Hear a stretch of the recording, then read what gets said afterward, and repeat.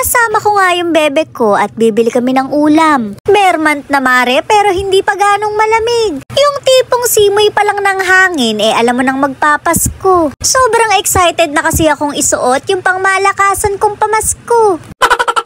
Nandito na nga kami para bumili ng take out. Wala munang kakain sa labas, tipid-tipid muna. Hindi na kami nagluto dahil 3 piraso lang naman kami. Nakatipid na sa gas, may kasabay pa akong kumain. Kapag kasi ako ang nagluluto, kabod na lang ako nagiging mag-isa sa buhay.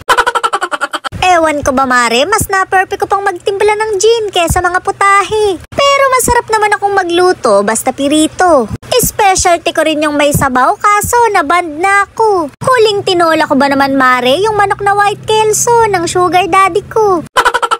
Lumipat nga lang kami sa kabila para bumili ng bibingka. Uso na naman ang mga kakanin dahil magpapasko na. Siyempre panahon na rin ng pagmamahalan at pagbibigayan. Kaya yung magkakagalit dyan, magpatawaran na. Kung ayaw makipagbate, kabahan ka na. Baka naman kasi deserve mo dahil masama ang ugali mo. Charis!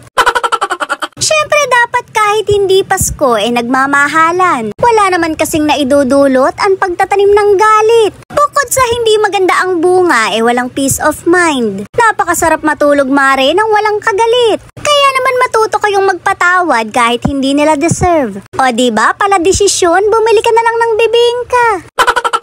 Luto na nga yung in-order ko kaya binabalot na. Napakasarap nito mare, kapartner ng salabat. Mabuti pa yung bibingka, may kapartner, ikaw ba? Pasensya ka na mare, kakain lang naman ako, nasaktan ka pa. O diba, nabusog ka na, updated ka pa sa balita. Bukod kasi sa libreng salabat, may libre ding dyaryo. Sana mare, bagong tiktik yung nabigay sa akin. May magaganda kasing kwento doon sa bandang dulo. Uuwi na nga kami ng bebe ko para makapaghapunan na. Mukhang pagod na pagod sa buhay, apura naman ang sama. Masiglang masigla lang kapag maglalaro ng Roblox. Pagka naman pinabasa mo, napakaraming iniinda.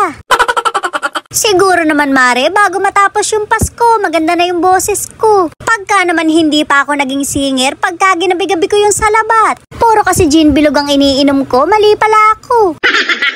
May nadaanan nga kaming patio, kaya bumaba muna kami. Bibilan ko na ng tsinelas yung bebe ko para pamasko. Excited na kasi akong dalawin yung mga ninang niya dahil miss ko na sila. O wag kayong ano dyan, hindi dahil sa aginaldo. Hindi naman ako ganon para gawing hanap buhay. Kung hindi ko man sila makita, okay lang, may Gcash naman. Basta isend nyo na lang mare, alam nyo naman yung number ko.